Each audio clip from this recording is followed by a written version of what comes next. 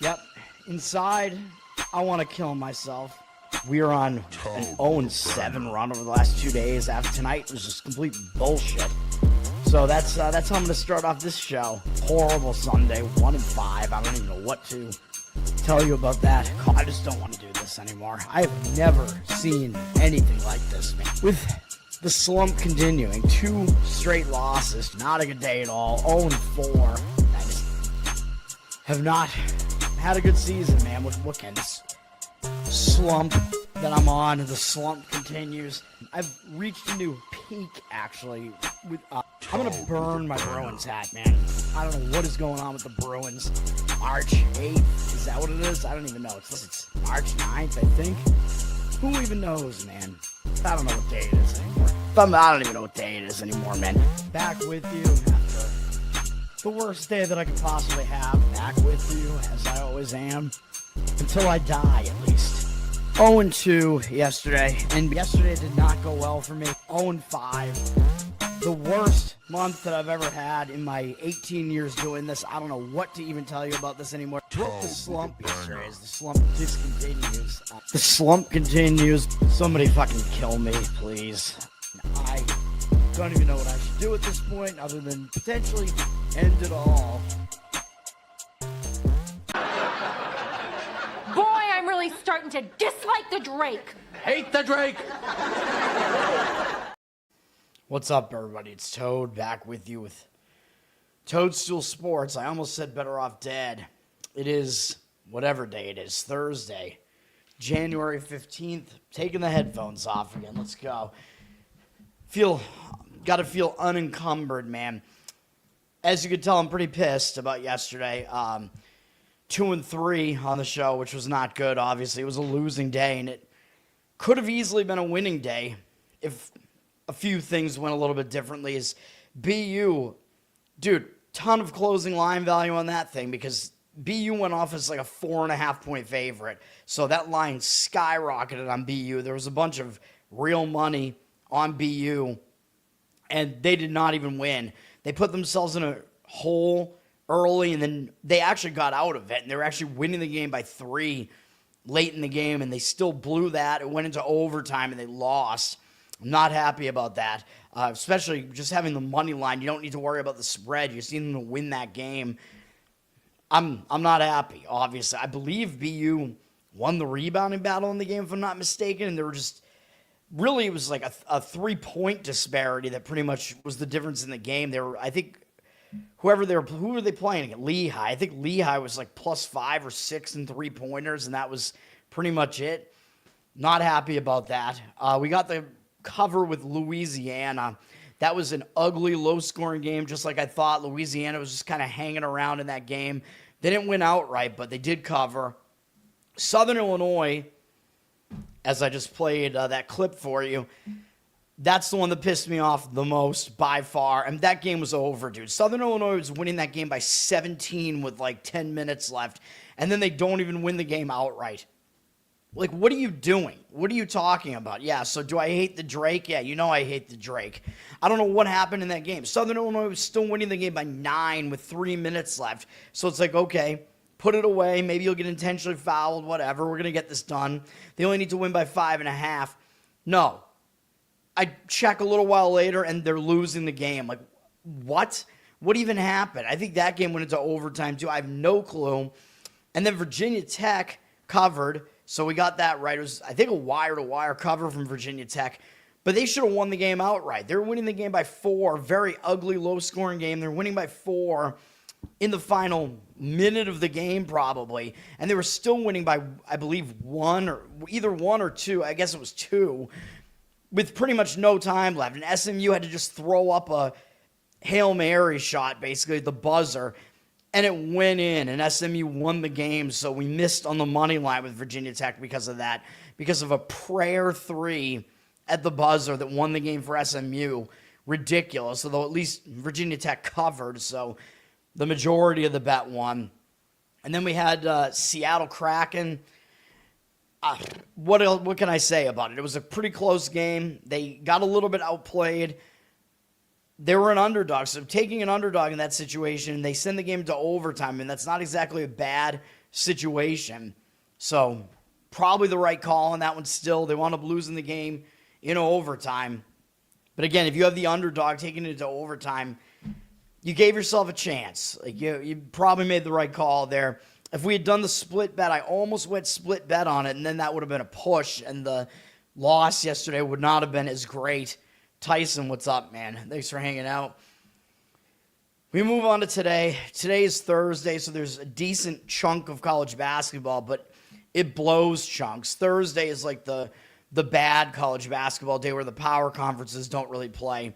So I'm trying to be really, really selective here. I've got one play, and I almost made it 2 or 3, but it's going to be one, and then I have one hockey play, and it's not the most entertaining play. Let's just put it that way. So, but we're trying to just grind here. We're trying to just have a winning day, and that's it. So that's what we're doing, and I'm skipping NBA today. And yes, I have my Green Monster Pedro Martinez Red Sox jersey on here.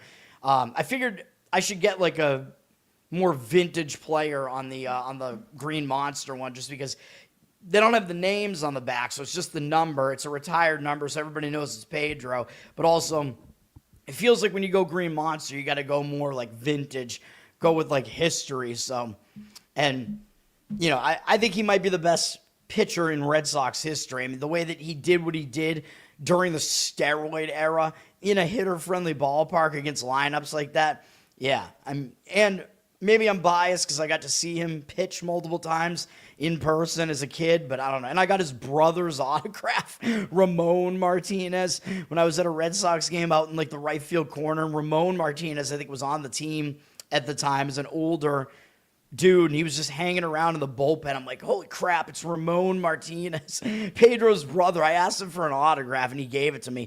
He was not like Larry Bird, who told me to fuck off when trying to get his autograph. Larry Bird, man, the missing Celtic autograph on my Celtics hat that has all of his like contemporaries on it. People know the story if they've watched my show. Kyle, what's up, man? Thanks for hanging out. All right, let's get into this. I don't want to take too long here. Again, if you want me to talk about some games that I'm not as interested in, I could do that. I don't know how many of these games I even really had thoughts on, but we do have the first game up is NJIT and UMass Lowell. And UMass Lowell, dude, I should follow UMass Lowell. Why am I not? I'm following like all the other Massachusetts schools here. It does not highlighting it for me. What? UMass Lowell is obviously the better of these two teams. UMass Lowell is actually off to a 3-0 start in the American East after they were really bad out of conference. They're looking okay in the conference so far, although they've faced some real weaklings in the conference so far, and NJIT is another one. But UMass Lowell does play Vermont next, although it's not for a week, and Vermont might be the biggest competition in the conference, so we will see. Possible they overlook NJIT here, man. UMass Lowell, again, they're coming off a win over Binghamton, but it wasn't a good performance. They barely got by Binghamton, and Binghamton is awful, like possibly the worst team in this conference. This conference is bad enough, but Binghamton, yeah, they're bad even for this conference. So maybe UMass Lowell will show a little bit more focus after they didn't play well in that game. NJIT lost at home to Maine. Maine not having a good year after they surprised last year getting to the conference championship, but I don't know what to do with this game, man. I probably put more weight into the UMass Lowell look-ahead spot, and they're not really a team I want to lay points with either. They're down from 8.5 to 7.5. I would probably take the points, but I don't want anything to do with this game. The total did drop as well, down to the high 140s, so it's expected to be a fairly ugly game, which I probably agree with as well. All right. Looking at some of these other games here, again, a lot of these games just, I don't really find that interesting. We have American East, we have Conference USA, Southern Conference, Sun Belt, Horizon, all in action today. Colonial also in action here. Yeah, I don't know like what to say about most of these games, to be honest. A lot of these games really are just not interesting. I like to call out the games that are between the good teams in the conferences. We don't even really have that many of those. And other games that I just don't really have much of an opinion on. All right, I'll go to a best bet right now because I do have one that's in the somewhat earlier slate of games here. Or no, wait, this isn't a best bet. Dude, I'm all messed up right now. It's not a best bet.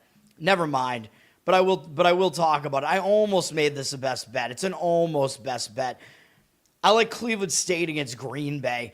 Green Bay's Doug Gottlieb's coached team right now. He seems like a lunatic. Whatever. He's throwing chairs, but not in a cool way like Bobby Knight. I think Green Bay is in a sandwich spot here. They just beat Northern Kentucky. That was a nice win for them. It was at Green Bay. Green Bay actually off to a decent start in conference, though, 5-2. So maybe they're not that bad. But according to Ken Baum, Green Bay is actually a joke. Like, he's got them as the 15th luckiest team in the country. So that is indicating something. That Ken Baum is telling you Green Bay has overperformed quite a bit. Now, they're coming off that win over Northern Kentucky, which is a pretty good win. They're one of the top teams in the conference. And Green Bay has to go on the road to Cleveland State here. And after this, they play Oakland. So they play another team that's right with them at the top of the conference. So I think this is a sandwich spot here for them. And Cleveland State, Cleveland State is really bad for sure. They're coming off another loss to Detroit Mercy, but Cleveland State has been on the road for 3 games in a row, so I think it might be good for them to just be back home where they do have their only conference win at home at the very least. And if you want Cleveland State here, you don't need them to win, you just need them to cover, although the money seems to disagree with me on this one, but I like Cleveland State plus the points. Green Bay is up from 2.5 to 3, though. 67% of the tickets and 94% of the cash on them, but again, I don't agree with it. That one almost made my card. I think it's a sandwich that Green Bay is in. I don't trust Doug Gottlieb either. Again, Green Bay is very, very overrated. Cleveland State, very bad, though. He's in Ken Baum's bottom 40 teams in the country, but he does have them as an unluckier team. Although he has Cleveland State as one of the bottom 11 or 12 defenses, which is not a good sign. So Cleveland State is not the better defense in this matchup. Cleveland State does play a bit faster, though, so Green Bay plays excessively slow. So it's possible that Cleveland State speeds that thing up, and maybe that throws Green Bay off of what they want to do a little bit. All right, we have Elon and Northeastern in the Colonial as we get to the 7 p.m. games here.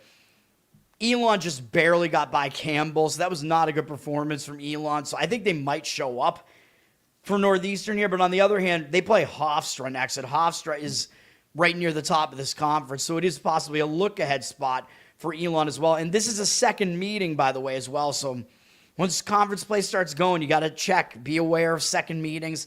My one college basketball play I have today is actually a second meeting. So this one, Elon won by 12 at home against Northeastern already, so that does set up a revenge spot or whatever you want to call it. It's not road revenge, but for Northeastern, at the very least, I think what you could say is Northeastern might make adjustments to what went wrong in that first game against Elon, and Elon might overlook them because they already beat them. Northeastern not playing too well. Northeastern just had an ugly loss to Towson, man. Towson is not good this year. Northeastern was playing that game after they played UNC Wilmington to within 9, though. So Wilmington was a much bigger game for them. So it's possible that was a bit of a hangover spot. So looking at what's going on in that game, all things to be considered, I would lean to Northeastern in that game.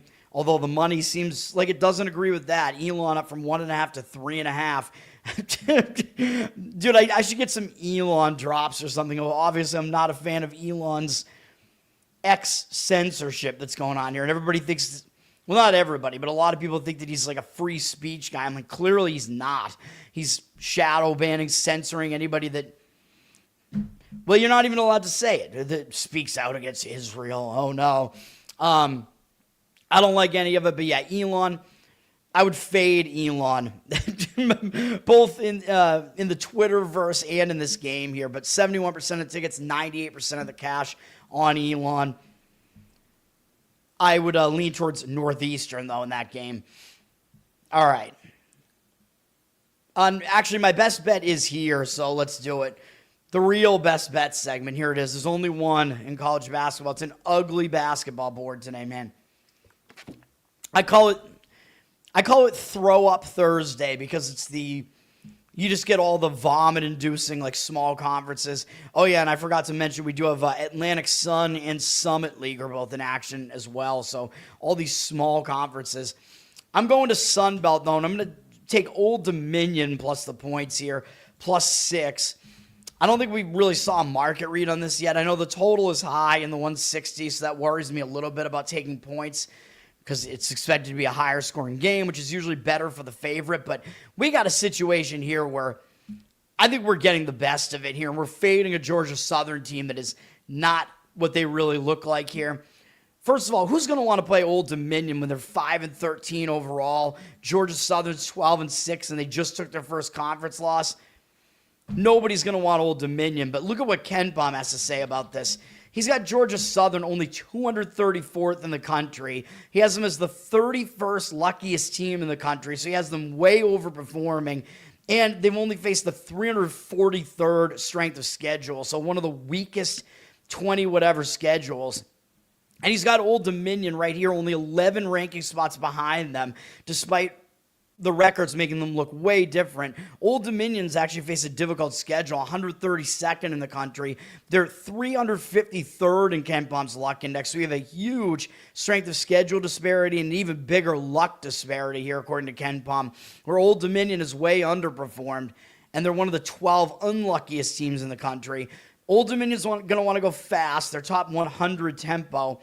Whereas Georgia Southern also does play fast, though. They play even faster, actually. So that's why the total is so high, because it's expected to be a high-tempo game.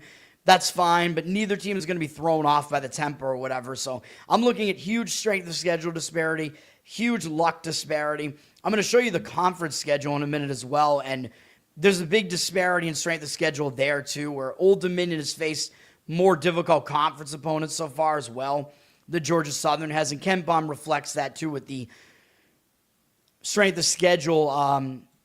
Actually, he doesn't show conference strength of schedule. He only shows non-con, where Old Dominion's was 34th, and Georgia Southern's was 334th. So Old Dominion played a way more difficult out-of-conference schedule. But then the other one, the one that I mostly look at, is the strength of schedule net rating, which is the overall strength of schedule. Just so you know what these KenPom things mean, man. NCSOS is the non-conference strength of schedule. Now, one thing is, he doesn't really show the conference strength of schedule, I guess, because when teams play in the same conference, it's like, whatever, their strength of schedule is kind of equivalent, but early in the season, early in conference play, it's not. And I'm going to show you that in a minute, that Old Dominion has faced a more difficult conference schedule as well. Georgia Southern's basically had the easiest conference schedule so far in the Sun Belt. I feel like I'm rambling here a little. I was going to say buy KenPom. I feel like I have to advertise for him a little bit because I keep using his stuff. Don't usually go into his stuff that's behind the paywall, though. I don't like to show that on the show, of course. But yeah, it's only like $30 a year for KenPom. It is worth it. You get all of his advanced college basketball analytics, man. But also, if we're looking at the rest of these metrics here, Old Dominion has the better defense here, too. So they're the better defense getting points. KenPom has them 221st defensively. Georgia Southern, 296. So Georgia Southern is the typical fast-paced team that's all offense and no defense. And yes, they have the better offense here, but Old Dominion is at least a more balanced team. They're a little bit more defense-oriented, so I'm fine with that, which is a little bit weird because Old Dominion plays fast, but maybe Old Dominion will actually try to slow the game down a little bit because we know Georgia Southern is going to want to go even faster, so maybe Old Dominion will try to counter that by muddying the game up a little bit. So as you can see, these teams are not what the records indicate. But also, if you look at Old Dominion's conference schedule, well, actually, it hasn't been that difficult, but they have faced James Madison twice already. I mean, they're not that great this year, though. They did already face Georgia Southern, which I'm going to talk about in a second, which wasn't easy. And then App State, kind of a middling team in the conference. But if you look at, so they haven't really faced that difficult of a conference schedule, but look at Georgia Southern's conference, man. The teams that they've beaten were James Madison, Coastal Carolina, although I know both teams play Coastal Carolina, West Georgia, Old Dominion, and then they lost to South Alabama. So they have not really been up against a gauntlet, man. I know Or West Georgia's not in the same conference, what am I saying? Or West Georgia's actually doing okay in the Atlantic Sun, but whatever. Conference schedule is what I wanted to say. So Georgia Southern hasn't faced any of the real legit teams here. Troy, Arkansas State, Southern Miss, Marshall even. Although, of course, as I showed you, Old Dominion hasn't either. But Georgia Southern, the first time they went up against a team that's decently competitive, South Alabama, they lost the game. Now, that ended a long win streak for Georgia Southern. Georgia Southern had not lost since they lost to UTSA. How long ago was this? Let me see. I'm looking at Old Dominion. Dude, why is it showing me Old Dominion's schedule? What am I doing here? I want Georgia Southern's schedule. I apologize. I'm a mess this morning. I'm all over the place. Yeah, so Georgia Southern had not lost since November 25th in some neutral game against UTSA. So Georgia Southern has gone over a month without losing. And you know I talk about this. When a team hasn't lost in that long and they take a loss, a lot of times it will hang them over into the next game. So I don't like that. They only have Coastal Carolina next, which isn't really a look ahead. But I think that loss to South Alabama kind of, because it ended such a long win streak and it was kind of a big game, I think that might send Georgia Southern a little bit spiraling into the next game. And this is a road revenge game and a quick road revenge game because back on January 3rd, it's a road revenge game because Georgia Southern went to Old Dominion and beat them 93-86 at Old Dominion. Now, in this game, I don't know what the line was because, of course, ESPN doesn't show the lines for these historical games up until recently when they redid it with DraftKings. But I think Old Dominion was actually favored in this game. So that should tell you something, man. If Old Dominion was favored at home and now 2 weeks later, all of a sudden they're a 6-point dog on the road, you know you're getting some line value here. That line has moved too much. You got to think, because if Old Dominion was -3, this line here should probably be like Georgia Southern -4 maybe or so. -6 is crazy. And if you look at what happened in this game, I mean, Old Dominion shot horribly in the game. Old Dominion actually had more possessions in the game. They had 9 more field goal attempts in the game, but they only shot 39%. So they had a horrible shooting game, and they pretty much lost the game because of that. Georgia Southern did have 5 more free throw attempts as well. But, yes, Georgia Southern did win the rebounding battle, so they did win the more predictive stat there. But even so, I think Georgia Southern might come into this game because they led that game wire to wire. I think they might not take Old Dominion seriously here, man. So that's kind of what you're looking for when you find these these revenge spots here, these second meetings. That plus I think the shooting was an outlier in that first game. And the fact that Old Dominion had more possessions does tell you something, at least, that they did play a little bit better, even though they got out-rebounded in the game. So I like all that. I think the shooting was a bit of an outlier. Georgia Southern, as we see, doesn't play defense. So Old Dominion should be able to shoot a little bit better, even though offensively, yeah, they're fairly challenged. They're not that good. But again, because Georgia Southern had such an easy time of it, they could easily overlook Old Dominion. And I think it'll be Old Dominion that makes the adjustments in this game. Yeah, so for all those reasons, Old Dominion is my one play in college basketball here. So hopefully that made sense. I know it was a little bit all over the place with that description there, that analysis. Speaking of West Georgia, they were, this was almost a play for me. West Georgia is playing against Stetson. Now, West Georgia is facing a third straight road game, which I don't love, but West Georgia just got embarrassed at Jacksonville by 32 points. Nobody wants to lose by 32 points, man. Only scoring 43, so that's such an ugly game. I think West Virginia is going to show up, like regardless of who their opponent is, even if it's a not very good Stetson team. I think they will show up for this. Now, the question is, will Stetson show up for a West Georgia team? It's 3-1 in conference, but West Georgia's kind of new to Division I. We still don't really know if they're actually any good here because their conference wins are against Bellarmine, North Florida, and Eastern Kentucky is their best conference win so far. So I don't know. West Georgia, jury's still out. They're probably not that good. So maybe Stetson won't really show up for them. And look at the spot that Stetson is in here, man. They beat Lipscomb.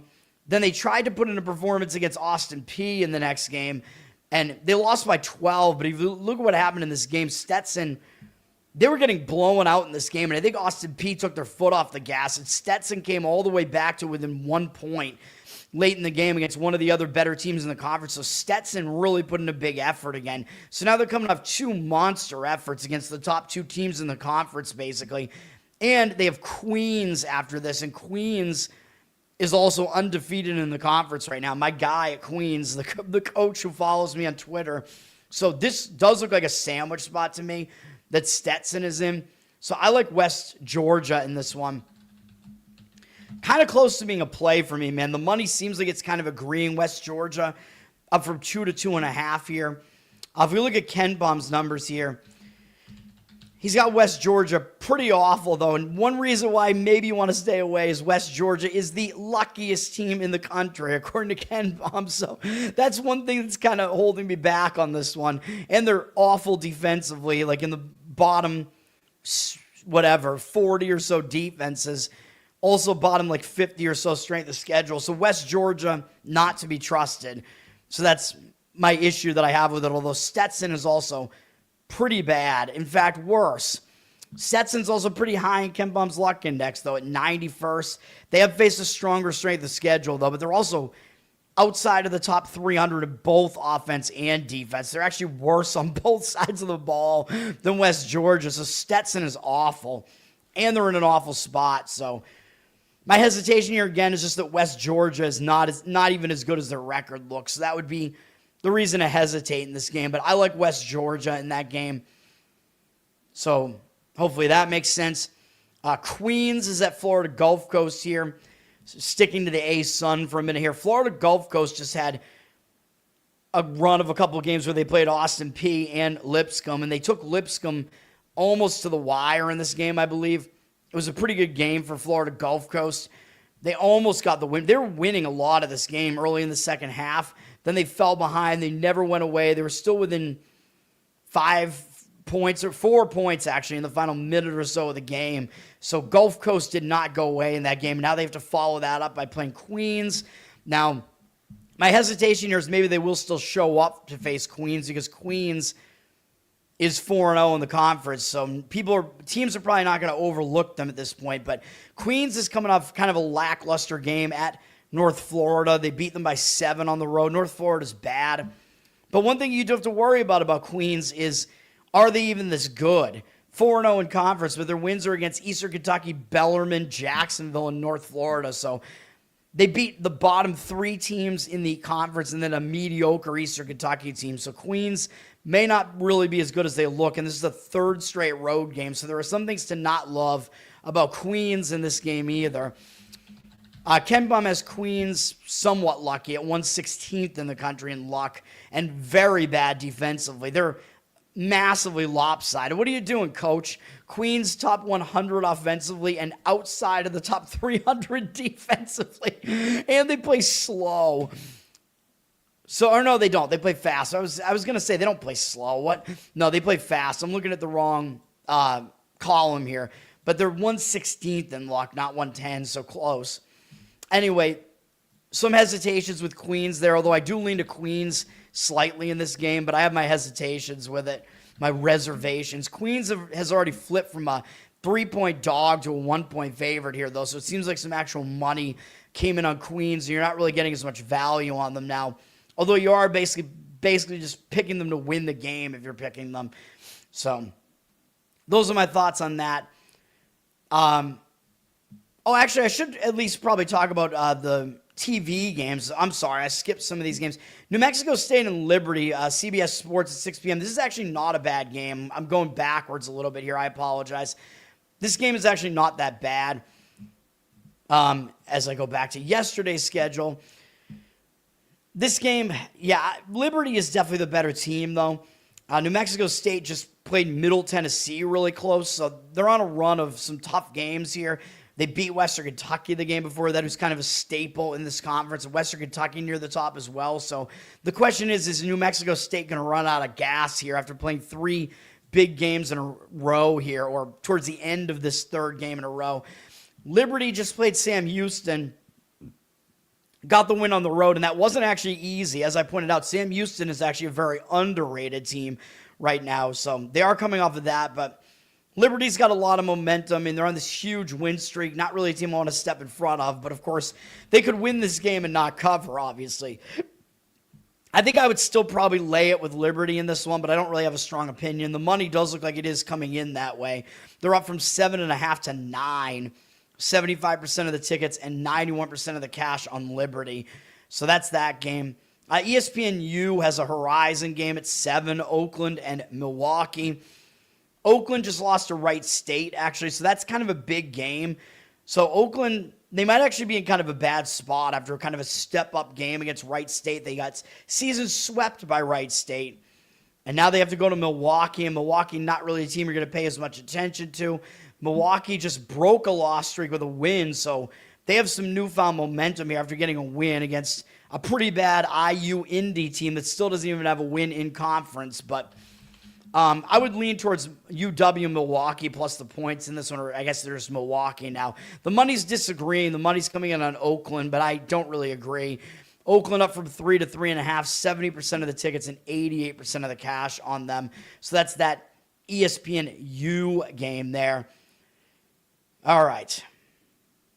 And I know Wright State is also playing in here today as well. They're playing against Youngstown. I don't have a whole lot to say about that other than Wright State beating Oakland was a big game, though, and that was the season sweep of Oakland. Oakland's only 2 conference losses. Oh, and by the way, because Oakland plays Green Bay next, by the way, Oakland might actually be looking ahead to Green Bay, so they're kind of in a little bit of a sandwich spot just because Green Bay is near the top of the conference standings right now. Wright State only faces Cleveland State next, though, so they may not totally overlook Youngstown, and they actually already lost at Youngstown earlier in the season before official conference play started. So Wright State actually may have a little bit of revenge on their mind here, and they have momentum. But then again, I worry about Wright State again because they did just pull off that pretty big season sweep of Oakland. So I'm staying off of that game. The money is coming in on Youngstown for what it's worth, and I don't really disagree with that. Wright State down from 7 to 6, 75% of tickets on them, 72% of the cash on Youngstown. I don't disagree with Youngstown in that one. I actually do agree with it. So I think it could be a bit of a letdown for Wright State there. Mr. Pinsey, what's up? Thanks for hanging out. All right, we got CBS Sports. I mean, they might have thought this was going to be a good game here between Charleston and Towson, but I don't know, man. Towson, not a good team. But maybe Charleston, I think Charleston's probably not a huge favorite in this game, though. It's probably going to look too easy to play Charleston here. Charleston's on a 7-game win streak here. They just beat Hampton barely, though, so that's not a very impressive win for Charleston, only getting by Hampton by 5 at home.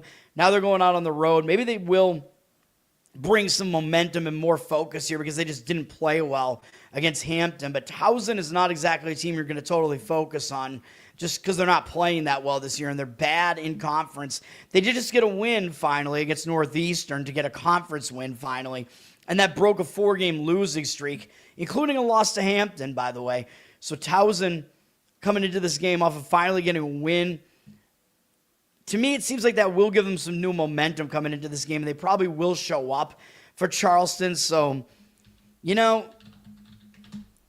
I would probably lean to Towson in this game, actually. Towson is actually favored in this game. Towson down from 2.5 to 1.5 here. But even though the line moved towards Charleston, I mean, look at how this game sets up. How could you possibly have a 9-9 Towson team being a favorite over an 11-6 Charleston team, right? So I think Towson is pretty underrated here.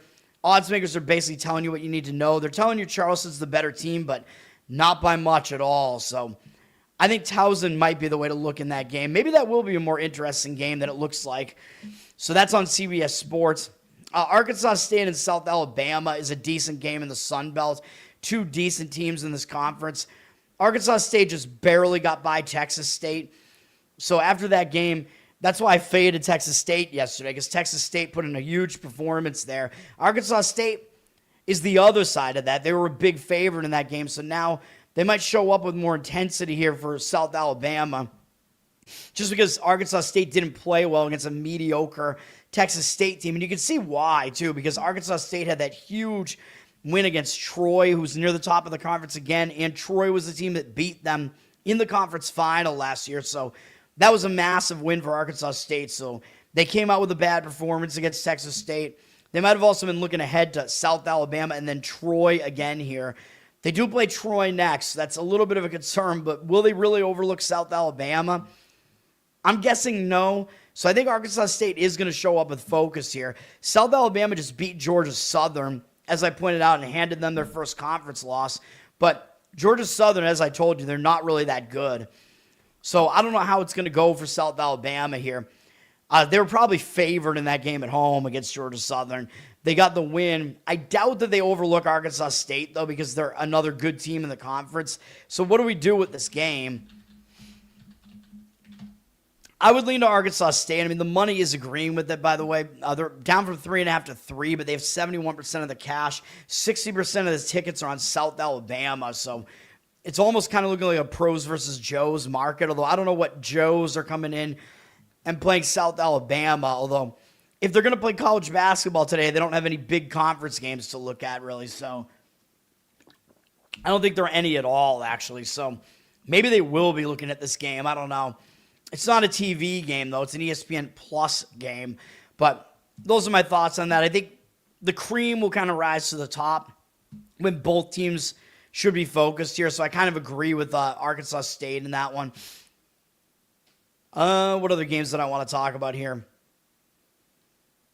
A lot of these other games, I mean, we have Ohio Valley and WAC action as well. WACtion. These games I just don't find very interesting, man. I mean, if you want me to talk about any of them, I will, but I just don't see much interest. ESPN2 at 9 p.m. has an American game. American also in action today. This is Wichita State and FAU. This is an interesting game, actually. Could be a decent TV game here. Wichita just beat North Texas, although I don't think Wichita is going to overlook FAU. And by the way, remember, I said I liked Wichita in that game, and they did cover barely. My concern in that game was that it was going to be a slow-paced, ugly game, and it was. Wichita just got by with the cover in that one. Now, I don't think they're going to be overconfident after beating North Texas because North Texas is down this year. So I think they will show up because FAU has been playing pretty well. So I think you're going to get focus out of Wichita. Now, Wichita might be a little bit under the radar here because they're sort of in the middle of the conference here, just kind of hanging around there, maybe picking some teams off. So FAU might actually overlook Wichita here. FAU is coming off playing Tulane really close, and Tulane's up near the top of the conference right now.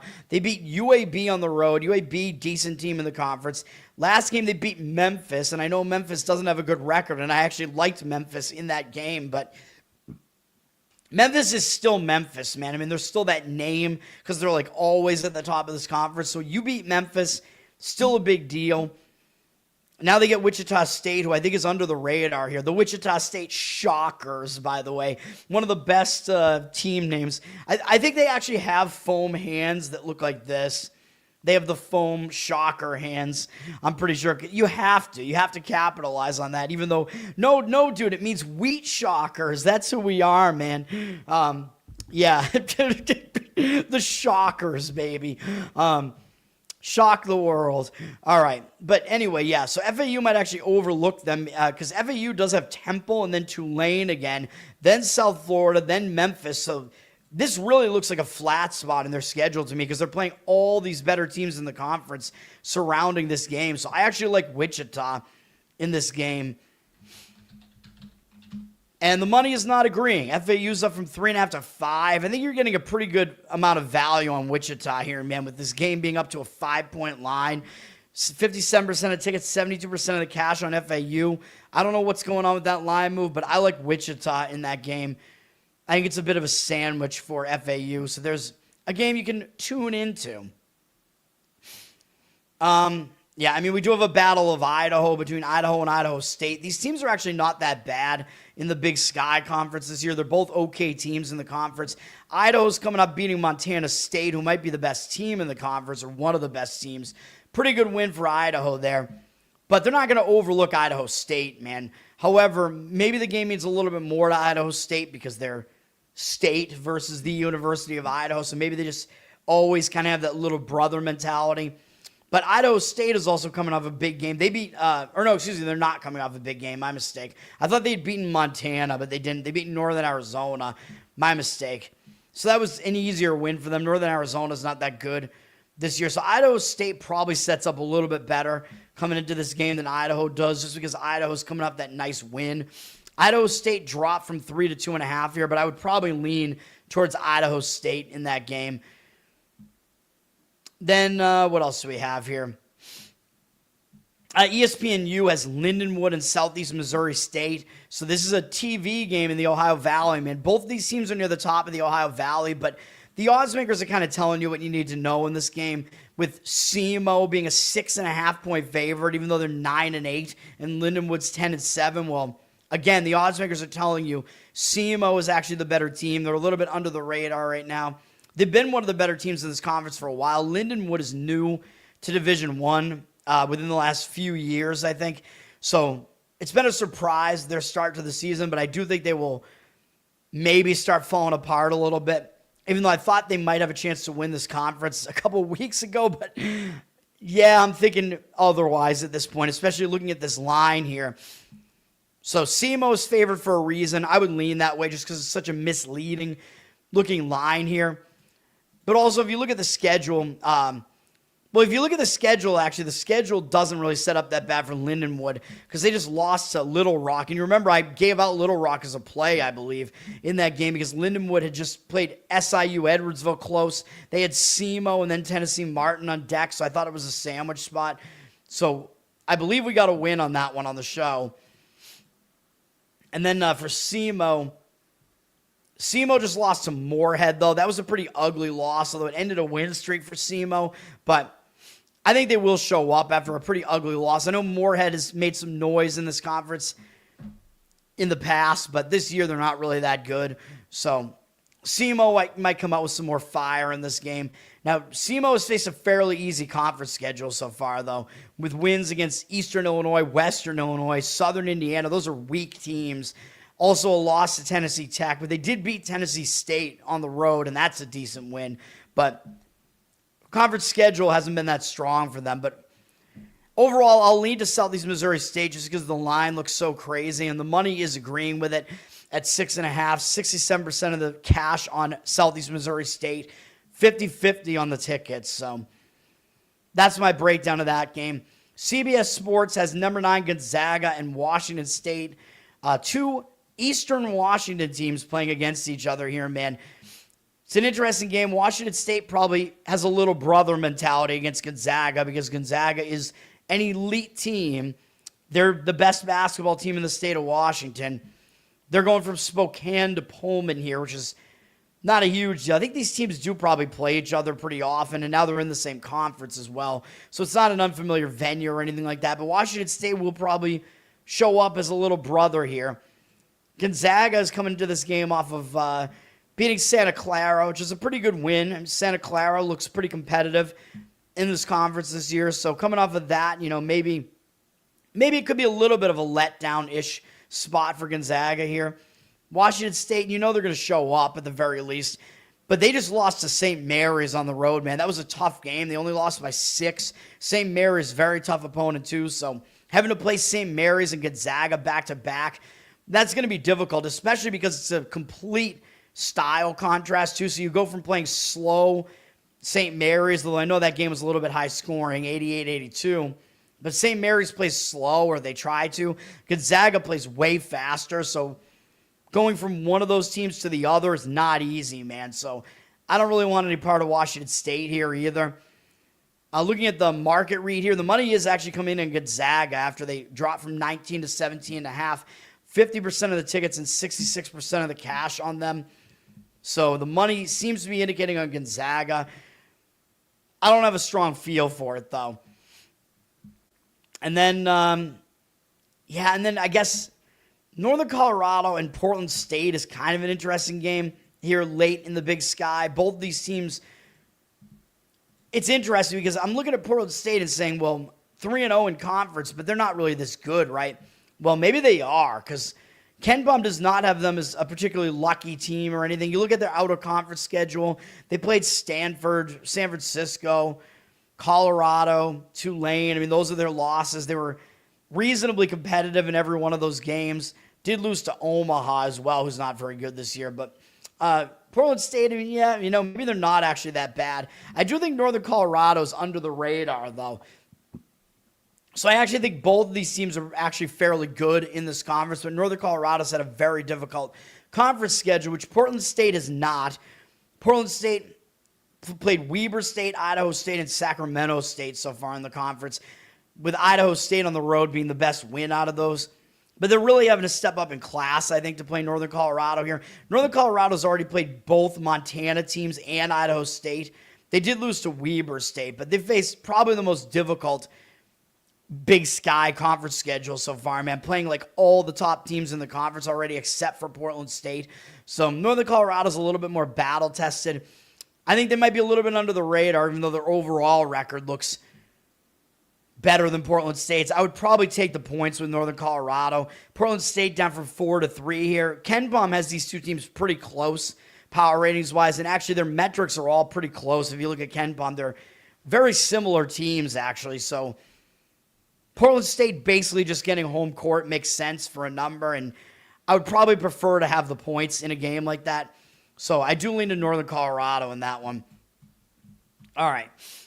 So that's the basketball breakdown. Again, I'll talk about other games if you really want me to. But we got to get through a lot of hockey here and a decent NBA board as well. I don't have a whole lot. Like I said, I only have one more play, and it's in hockey. I'm being very selective here. Montreal at Buffalo. Montreal, they're coming off an overtime loss to Washington, so that is a pretty difficult game. Washington's good, so they're going to have to turn around and play another big game, playing a third game in 4 days, all in different cities, and a fourth game in 6 days, and a fifth game in 8, and actually a sixth game in 9 days. So they've had a very packed schedule. So even though I think they should show up for Buffalo, I think it's a pretty difficult rest spot, I should say, for Montreal here, and difficult because they played a big game yesterday. Was that yesterday? No, it was 2 days ago.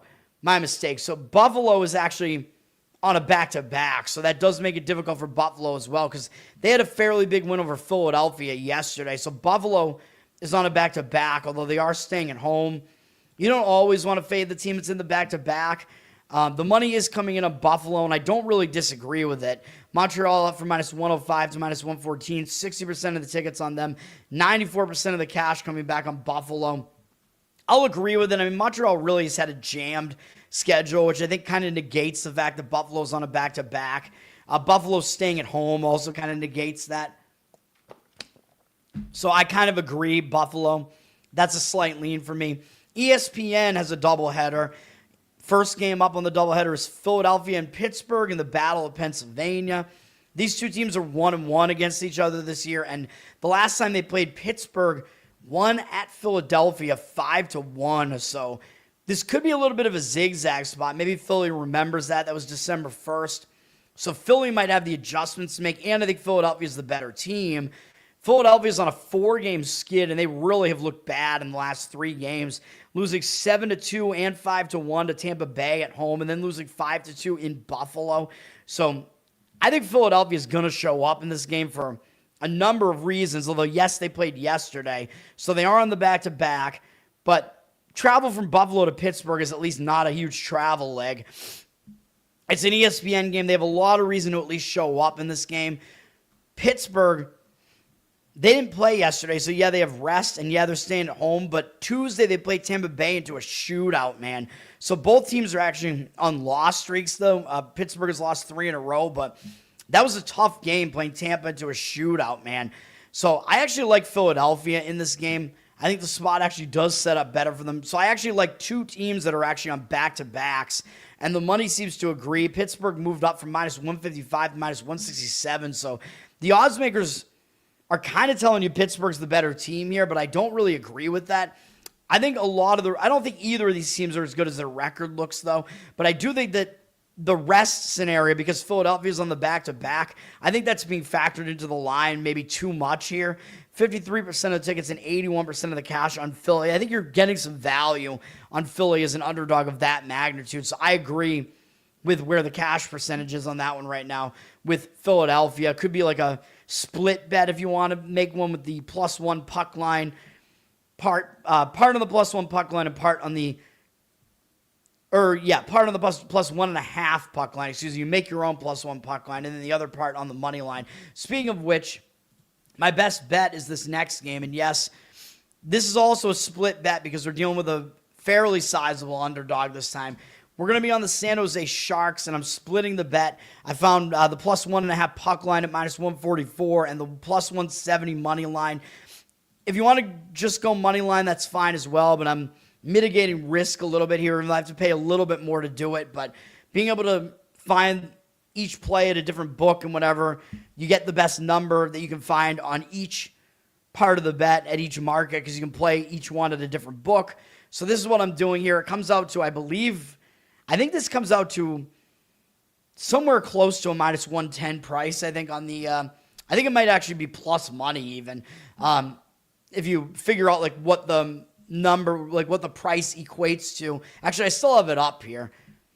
It equates to +111 actually here. So this is how I did it with Johnny Ma's baseball run line calculator. It's the same thing, but I had to flip the odds because he does it as if you're playing a favorite. So the money line wager should always actually be the favorite part of the wager because what you want is the favorite part of it is the part that you have to put more money on. And then the amount to win on that bet should be the amount that you put on the other part of the bet. So you see here, it makes sense because now if I if I win the money line portion of it, if I win the puck line portion of it, so they come within one but lose the money line, it'll be a push. So that's how it works. So it is the equivalent of a +1 puck line. That's how it works. So if they lose by one, you'll at least get your money back when you do it this way. So that's how I do it. Looking at the spot in this game, I think the spot sets up pretty nice for San Jose here, man. Yeah, they're starting a road trip and going east, but they have 3 days off after an ugly loss to Vegas. And you can kind of see why they lost that game because San Jose had beaten Dallas in overtime the game before that. And it was a back-to-back, so they just got smacked by Vegas. Now they're going out on the road. They have a lot of rest here, so I think this is a good thing. When you really had a bad game in your last game, I think rest does help you. You just forget about it, go on the road, focus on hockey, which I think they will do. And I think the spot is a lot worse for Washington. As I already pointed out, Washington just had that nice overtime win on Tuesday against Montreal. And yeah, they are staying at home, but they have less rest here. They just beat Montreal. And up next, they got Florida, man, the returning champs, who also beat them in Florida back on December 29th. So I do think they're going to be looking ahead to Florida. And they play Colorado the game after that to start a road trip. So I think this looks like a sandwich spot, man. So I like San Jose in this one. I think San Jose is in a positive spot. Washington is in a negative spot. We're going San Jose. This line is plummeting, by the way. Washington's already down from -195 to -167. Money is seemingly in agreement with me here. 67% of the tickets and 92% of the cash on the Sharks.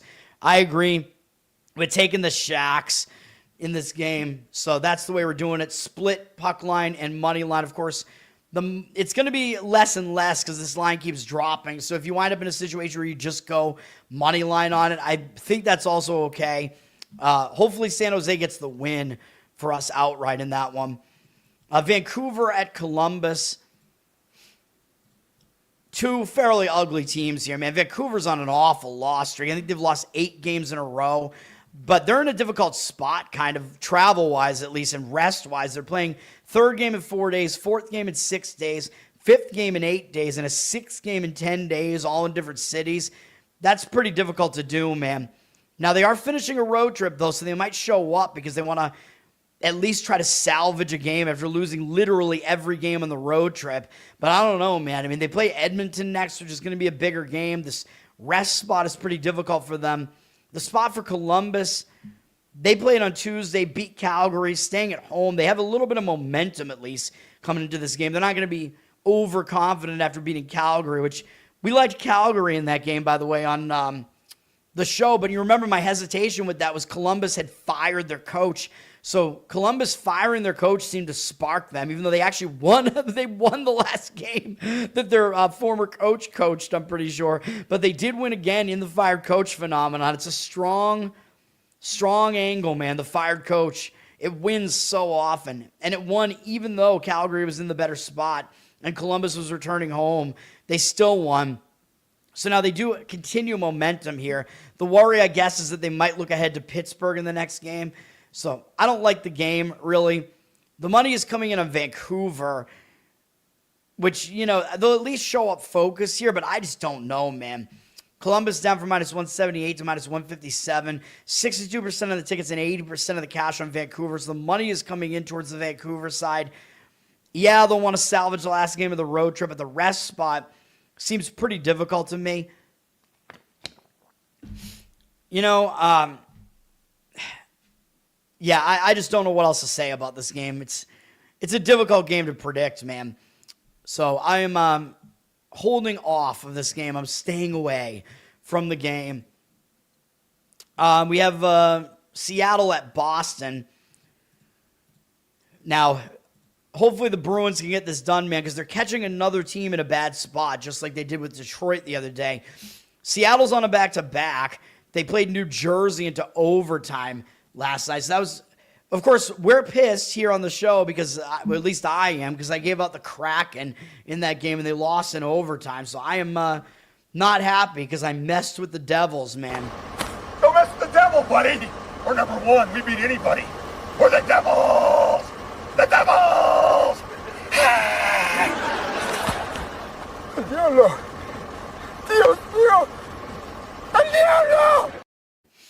Yeah, we messed with El Diablo in that one, or Los Diablos. So that wasn't good. But for Seattle now, they had a close game, played into overtime last night against New Jersey. They're playing a third game in 4 days now, all in different cities, even though New York and New Jersey are close. Still technically different cities.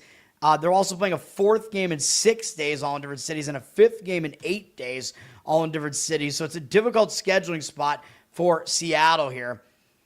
Now for Boston, Bruins, nice win, nice shutout win against Detroit. Bruins back-to-back shutout wins after a massacre win over the Rangers. Bruins kind of hot right now, 4 wins in a row. I'm happy as a Bruin fan, but I think they are catching Seattle at a good time, and I think they still might show up for this game because the Bruins, the last loss that the Bruins took was at the hands of Seattle at the end of the road trip they just had on January 6th. Ugly, 7-4. So I think the Bruins might actually show up for this game for that reason. So I would lean to the Bruins in this game, man. And for Seattle, by the way, I think Decord will be in net here, though, so that might pump him up a little bit because he is a Boston guy. He's literally born in Boston, man, Decord, and he'll get to play in Boston tonight probably, although I'm assuming he's played in Boston before, though, so probably not as big of a deal, but he might have some people in the area, family, friends that might show up. Who knows? The money is coming in on Seattle, which does worry me here because I lean Bruins. Bruins down from -170 to -162. Bruins are getting some respect in the market right now. Really, the market is disrespecting Seattle because the market has been saying for a while that Seattle's not good, but also I think the Bruins may be a little bit heavily favored because of the rest situation here or lack thereof for Seattle. So maybe the money is kind of just playing that, saying, well, there's an overreaction here to the rest, but I still think the spot is a lot better for the Bruins, but 56% of the tickets on the Bruins, 81% of the cash on Seattle. So I do worry that maybe the Bruins are not going to be able to get that one. I don't know, man. But hopefully they can, and hopefully they get that little bit of revenge there. Winnipeg at Minnesota. Winnipeg on a 3-game win streak, man. So Winnipeg finally starting to turn things around here. Hellebuck starting to play a little bit better at least. Coming off a big win over the Islanders, though. That was a nice win, although they're not going to overlook Minnesota, man. This is a big game as well. It's a somewhat quick road trip, I think, for Winnipeg to go to Minnesota. Minnesota coming in off an ugly loss to New Jersey, and they've had multiple days off. So I think the spot is better for Minnesota because they've had multiple days off to try to break this losing momentum, and they just lost to the Islanders. So maybe the public might look at this and think, oh, well, Winnipeg beat the Islanders, who beat Minnesota, so maybe Winnipeg does have a chance in this game. I don't know if that's what they're going to think or not, but the public is kind of, what have you done for me lately? And Minnesota's lost 4 of their last 5 games, but having time off to break that momentum, staying at home, I like the spot better for Minnesota in this game, so I would have to lean that way in this game. The money seems like it does agree, even though Minnesota dropped from minus 160 to minus 138. You're getting actually a pretty cheap money line price here on Minnesota, although it looks too easy to play Minnesota, which I worry about because, of course, they have a way better record. 83% of tickets and 95% of the cash on Minnesota. So they're a little bit public as well. Seems like maybe the money's kind of coming out on them at this point too, but I would have to agree with the Minnesota side in that game if I was going to play that game. All right, we got Calgary and Chicago here. Calgary coming in off a pretty ugly loss to Columbus. They're probably going to show up for this game, try to do something to finish off this road trip, but they're 1-3 on the road trip. They'll probably be looking to get a game here, at least a winnable game probably.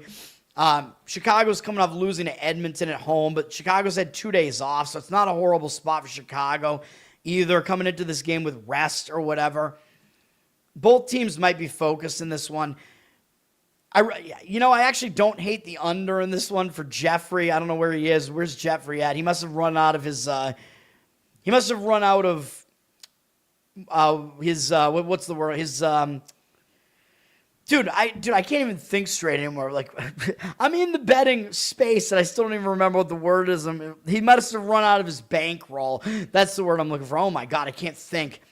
I don't mind the under in this game, though. 91% of tickets are on the over, and 94% of the cash on the under. The total's low-ish, 6 juice to the under. I don't really do a whole lot I don't do anything really with hockey unders, but to me, you get a rested Chicago team. Their offense could come out a little bit shaky. They'll probably be focused a bit more on defense. Calgary will be trying to win this game at the very least. So we'll see. Chicago on the side is up from minus 105 to minus 116, but they are public, 75% of the tickets and only 63% of the cash. So the market read is saying Calgary.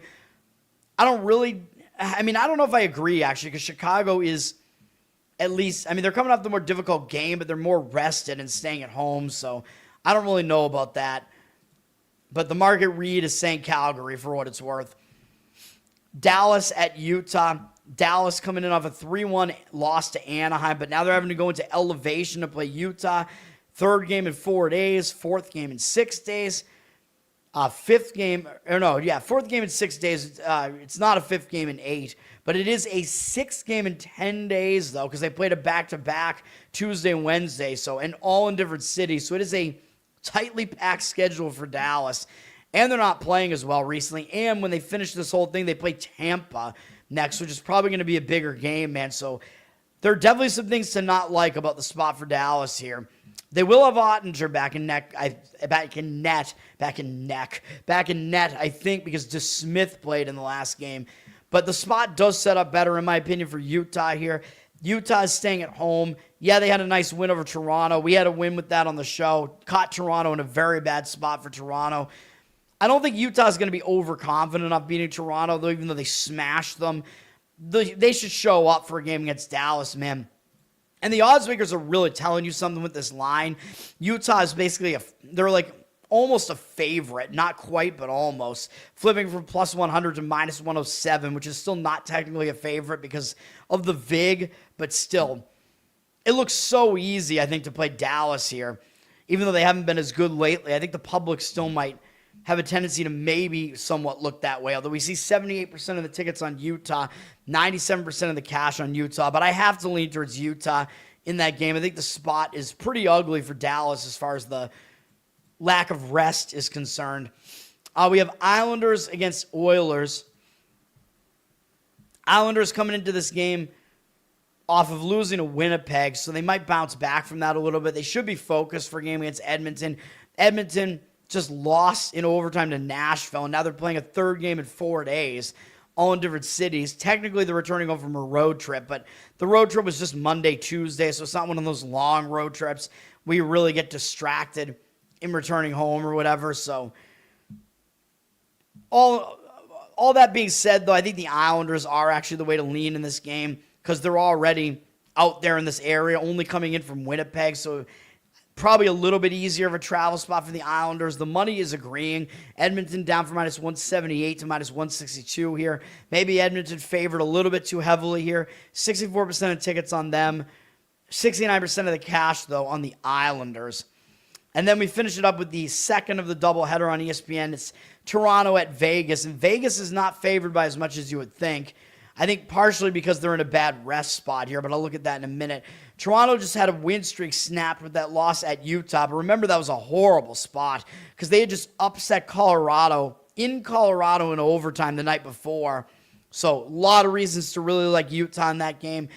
We got it done, and Toronto was, I think, looking ahead to Vegas, although it's still a difficult rest spot now. Toronto playing a third game in 4 days, all in different cities, coming out of elevation. Fourth game in 6 days, and actually a fifth game in 8 days, all in different cities. So it is pretty difficult. A lot of travel for them here, and zigzagging between games here, and a lot of games in quick succession. So it is pretty difficult for Toronto, I think. And losing a win streak sometimes will hang you over, even though you think ideally they will show up for this game. Vegas played yesterday, which, again, I think is why Vegas is not laying a heavier price here, because they won in overtime last night. But they did have 2 days off prior to that, and they're staying in the Pacific time zone. Like, their last 2 games are at San Jose and at LA, so they're only now coming back from LA to Vegas, which is not a huge trip here. So I actually like Vegas in this game, even though they are on the back-to-back. So there are actually 3 teams on back-to-backs that I actually kind of lean to here. The money doesn't agree with this one, though. Vegas down from -135 to -130. 50% of tickets and 77% of the cash on Toronto. So that's the market read for what it's worth. It doesn't agree with me on that one. All right, and I like to be in agreement with the market if I can be, all right? All right, NBA, we do have a game at 2 p.m. Eastern in the afternoon on Amazon Prime, and that's because this is international NBA play, Memphis and Orlando. This is in Berlin, Germany, so it's an evening game in Berlin.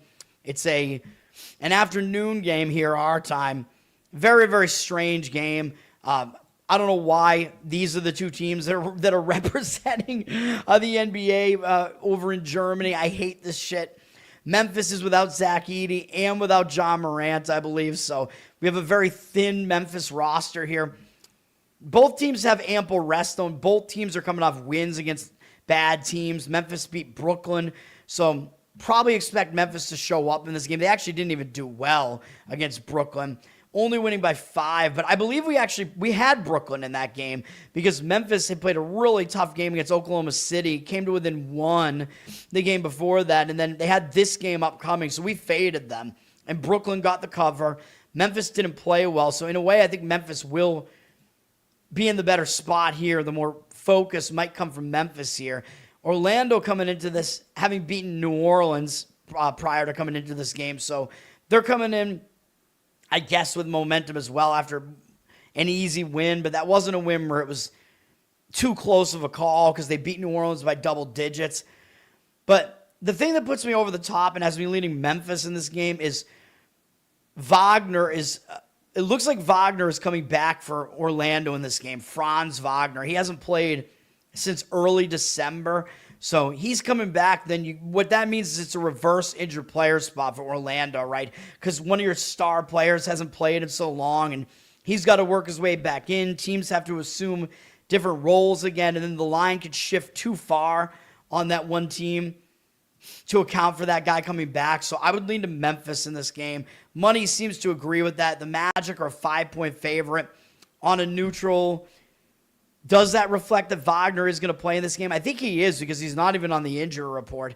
Suggs looks like he's not coming back yet, but I think Wagner will be. 81% of the tickets and only 66% of the cash on the Magic.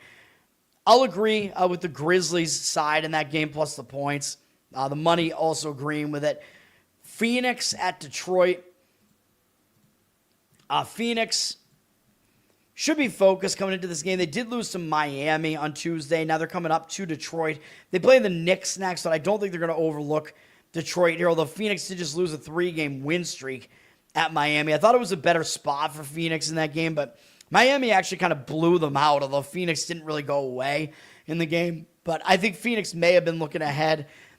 They probably will show up, but I think Detroit's going to show up as well.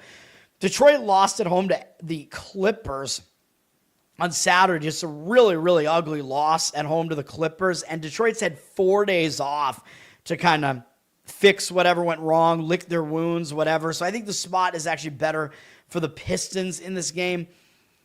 The money kind of agrees with it. The Pistons are laying 6.5, 69% of the tickets and 83% of the cash on Detroit. I do not disagree with that. I will lean to Detroit as well. My Boston Celtics are at Miami here. It looks pretty easy to lay the small price with the Celtics, man. They're a small road favorite here. But Miami's basically an intact team at this point. And Miami, even though they have the fairly significantly worse record, it looks too easy to play the Celtics here, man. Although the Celtics are coming off a pretty ugly loss at Indiana, so you got to think the Celtics should show up. And this is kind of the Joe Mazzulla thing. Like, when you have a bad loss as a favorite, the Celtics are pretty good at bouncing back from losses like that, well coached. And you can kind of explain that loss because the Celtics had that big game against San Antonio that they lost the game before that. Celtics have lost 3 out of 4. So I think they will actually kind of show up here in this game. Of course, Miami also will. Miami did just beat Phoenix on Tuesday. Like I said, they're staying at home. They have OKC next, so I don't really see them looking ahead to that. I don't think they're going to overlook the Celtics. They did just lose to the Celtics by 13 in Boston back on December 19th. So maybe there'll be some adjustments that Miami can make. Miami probably was without some of their best players in that game too. Adebayo and Hero have missed time, and I believe they're both back here. Celtics are still favored. They're up from 1.5 to 2. It looks like the money is kind of coming in on the Celtics and joining the public for now, but they are very public. 84% of the tickets, 90% of the cash, though, for now.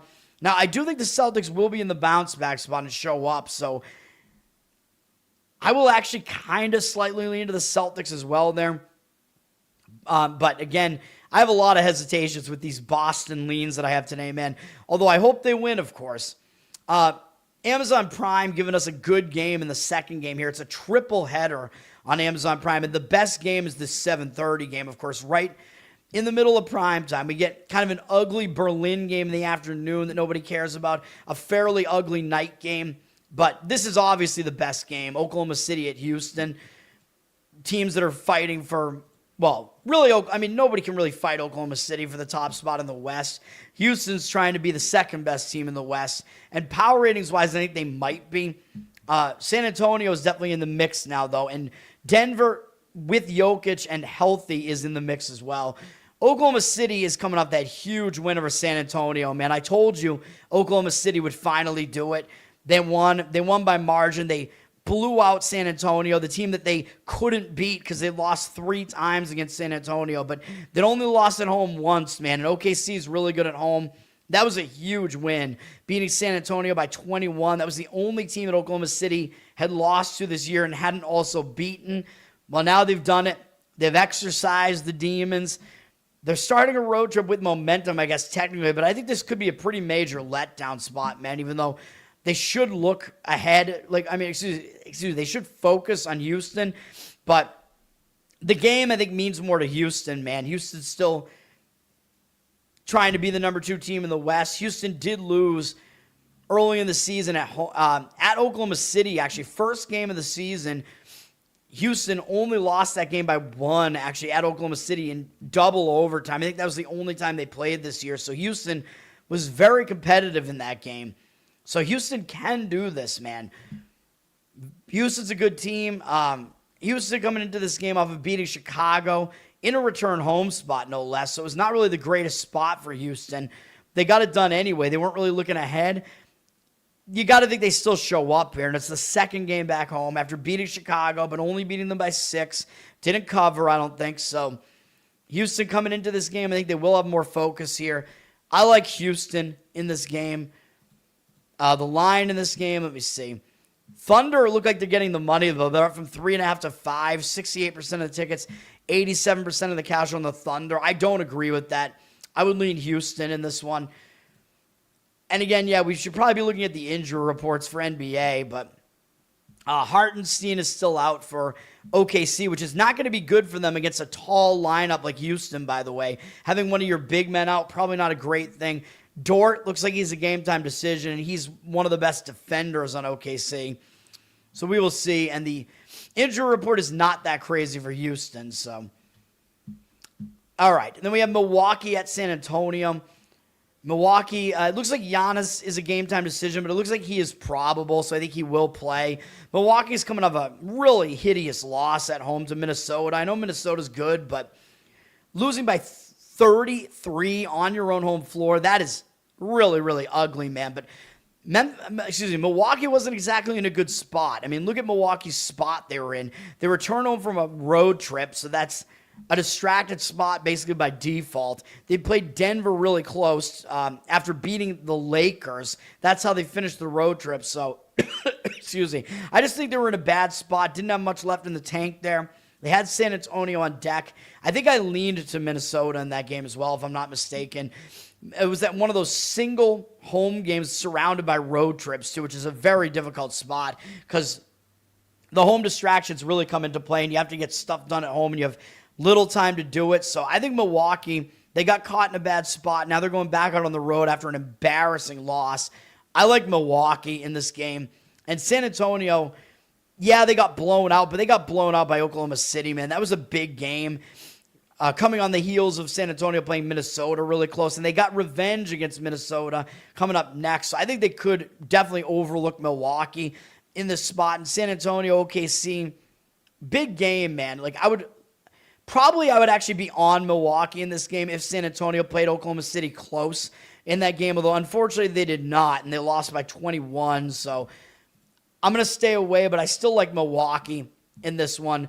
The money seems like it's on the Spurs, at least for now, up from 5.5 to 7.5. I don't really understand the market move on that because, again, Giannis is playing, it looks like, for the Bucks, so don't really know what's going on with the market here. 79% of tickets, 89% of the cash on the Spurs. I'll lean Bucks plus the points in that one. Utah at Dallas. Utah is coming into this off a close game at Chicago, man. So Utah beat Cleveland as a double-digit underdog, and that was a win for us on the show. They followed that up with another pretty tough performance, covering, I believe, at Chicago. Now they got to go down to Dallas with no time off, by the way. It's a back-to-back with travel, and a third game in 4 days, and a fourth game in 6 days, all in different cities. It is not a good spot for Utah here. For Dallas is coming into this off losing at home yesterday, though, so they're also on a back-to-back, but at least they're staying at home. And they lost to Denver. It was a big game, but they did lose by 9. I don't actually know how close the game was. I didn't really look that closely. It was reasonably close down the stretch. They were within 6 pretty late in the game, so Dallas did put in an effort there, but I do think the spot does set up better for the Mavs in this one. That's the way I would lean. They flipped from a 1.5 dog to a 1-point favorite. They have 83% of the tickets and 99% of the cash on them. So I'll agree. The market is agreeing with me on that one. I think it's a lean to the Mavs in that game. The final prime game on Amazon Prime at 10 p.m. Eastern is the Knicks at the Warriors. New York at Golden State, man.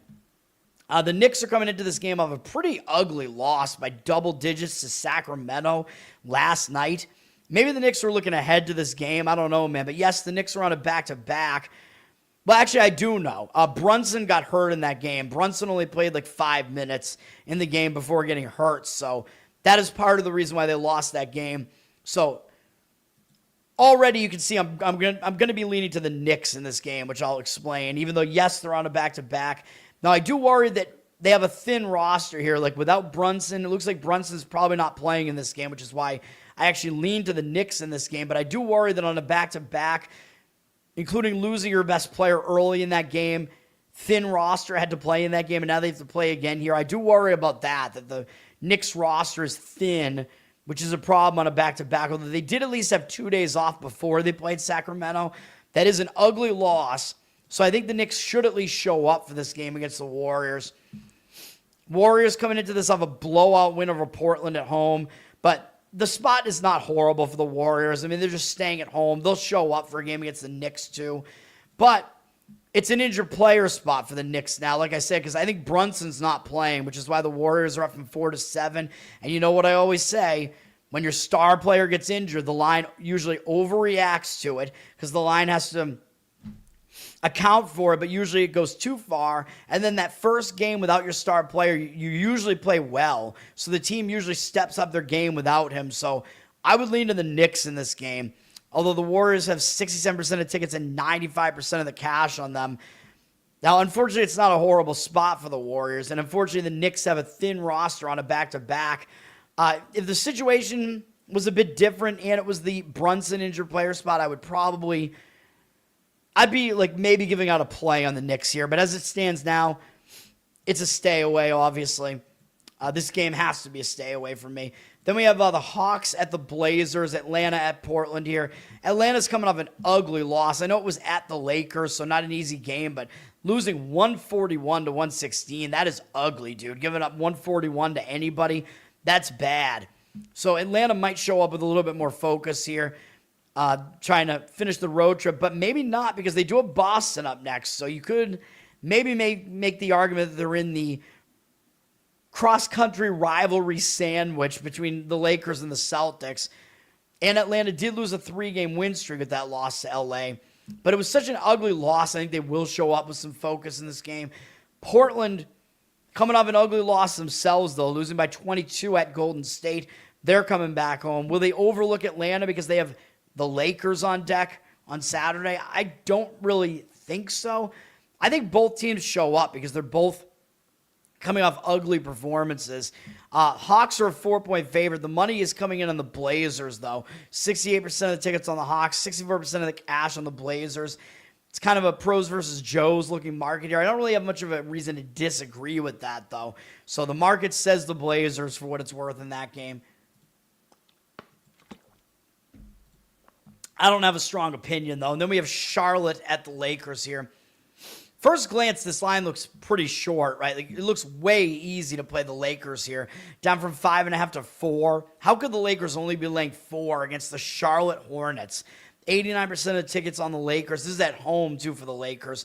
72% of the cash on the Hornets. So, big market disparity there between ticket and cash percentage. Pros versus Joes, whatever you want to call it. Looks like the big money is on the Hornets here. I don't disagree with it.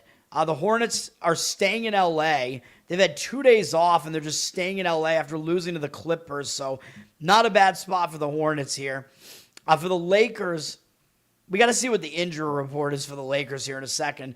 Because why is this line so short? The Lakers just blew out Atlanta, so at least that's kind of a satisfying win.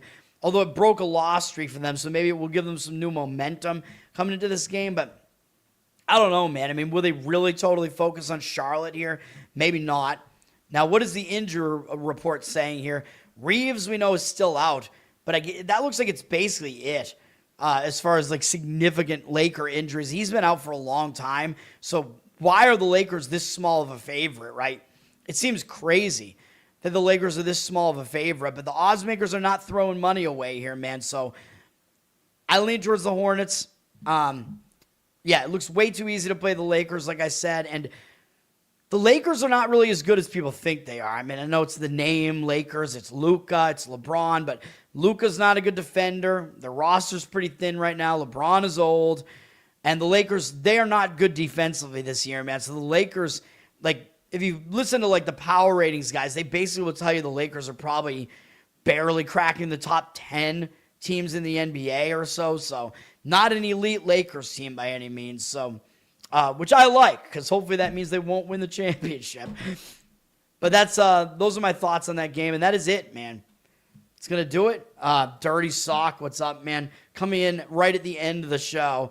That's gonna do it. The 2 plays that I have today are college basketball, Old Dominion plus the points, and we have a very not uninteresting split bet, make your own +1 puck line on the San Jose Sharks in hockey.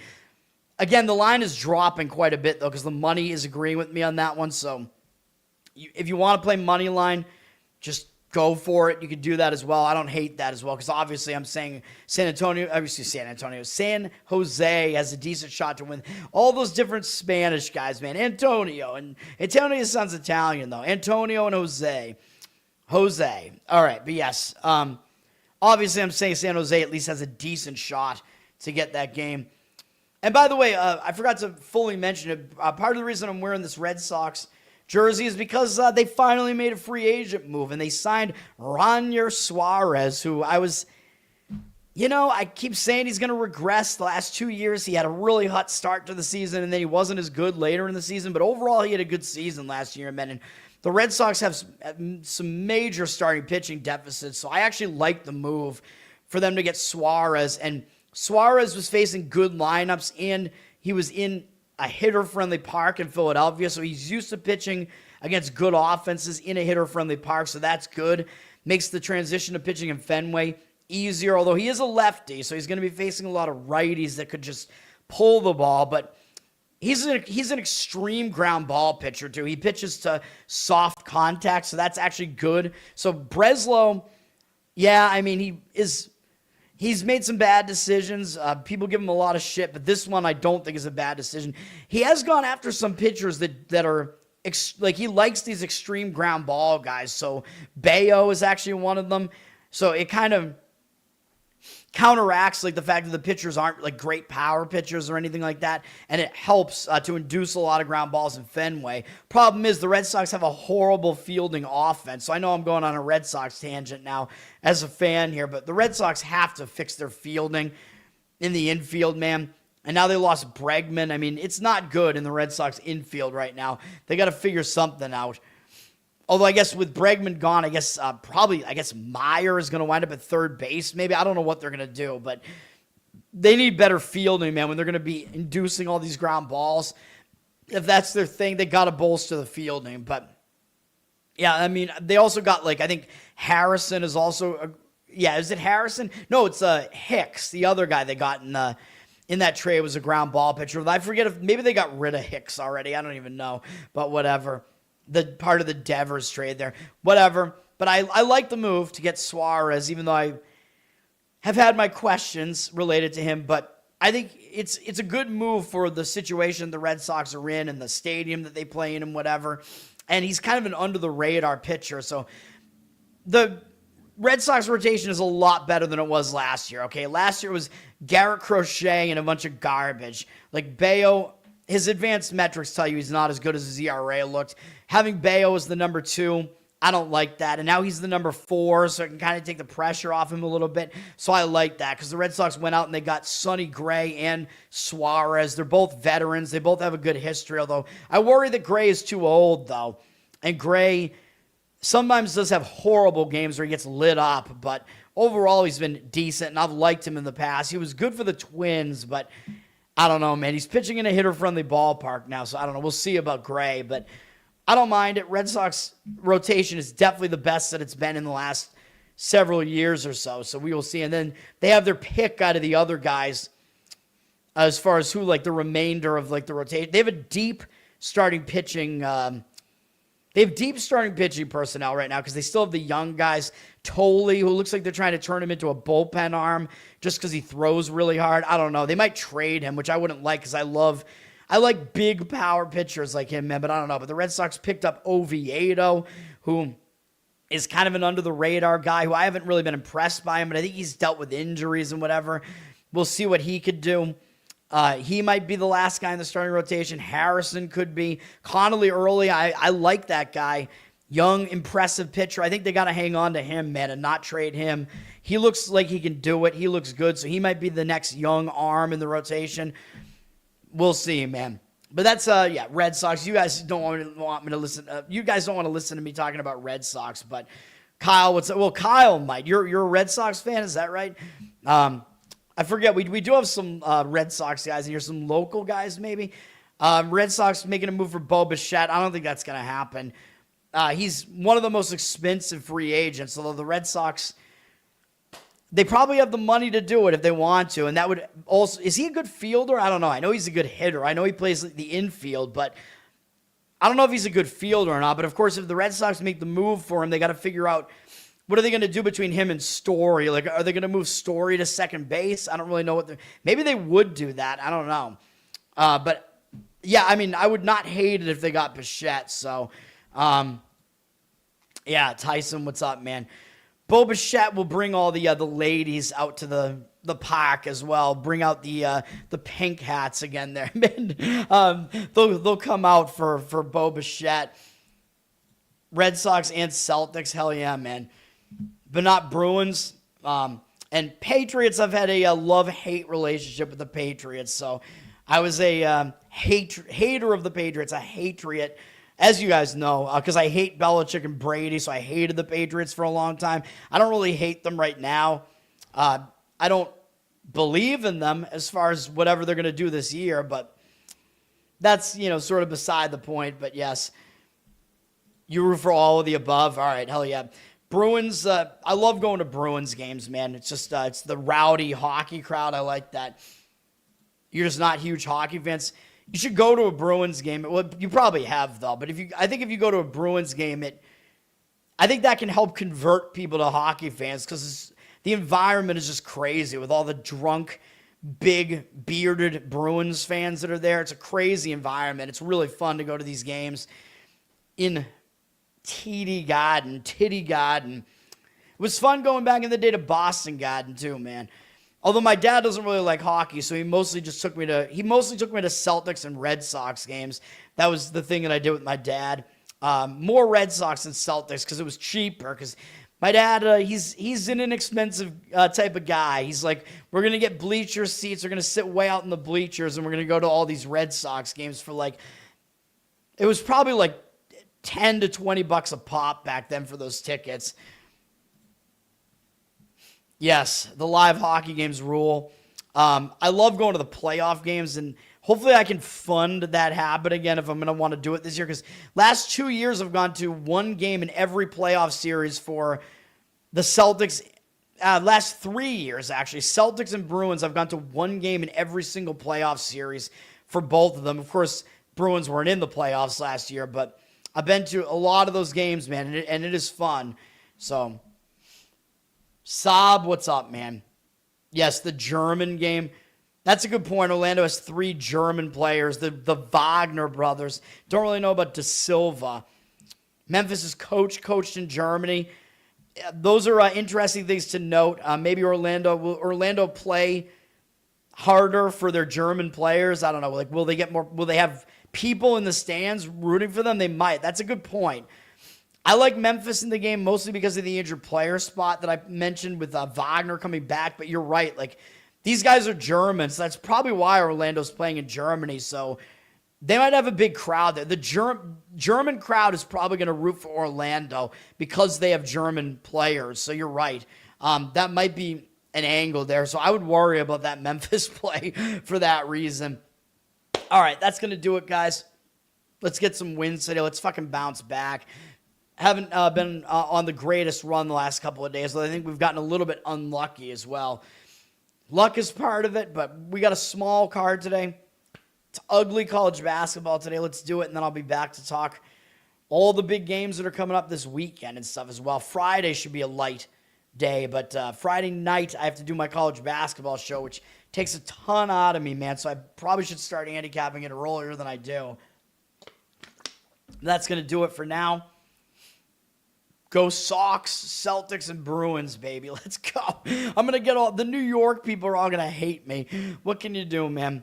I got to support the team, man. We got to root for the team. Got to support the team. Hey, will you sit down? Hey, man, I'm just trying to support the team. Will you sit down? You're disturbing everybody. Sit down. Oh, yeah, because you're a Rangers fan and you know I'm messing with their heads.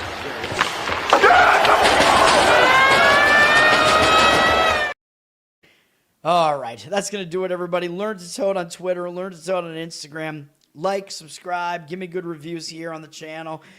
Listen on audio. Give me good reviews over there. Apple, Spotify. That helps me out. Covered in Uke is my Uke channel on YouTube. I'm getting that back up to date again. Patreon.com/LearnToToad for some bonus content that I know I really got to... I got to get on to that.